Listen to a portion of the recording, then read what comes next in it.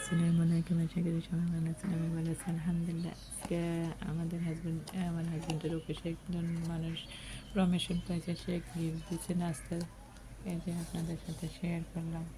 ভাইটার জন্য দোয়া করবেন কিছুদিন পর নাস্তাটা দিল সবাই অফিসে তাই আমার হাজবেন্ডের বাচ্চাদের জন্য নিয়ে আসছে তাই আমরা সবাই খাবো আজকে নাস্তাটা দোয়া ও ভালোবাসা রইল আমাদের প্রত্যেক থেকে করে জনসংখ্যা বেশি বেশি না দোয়া করবা সবাই ভাইটার জন্য গিফটটা দেওয়ার জন্য উপহার আসসালামু আলাইকুম আল্লাহ হাফেজ থেকে পারমিশন পাইছে সেটার গিফট দেওয়া হয়েছে আচ্ছা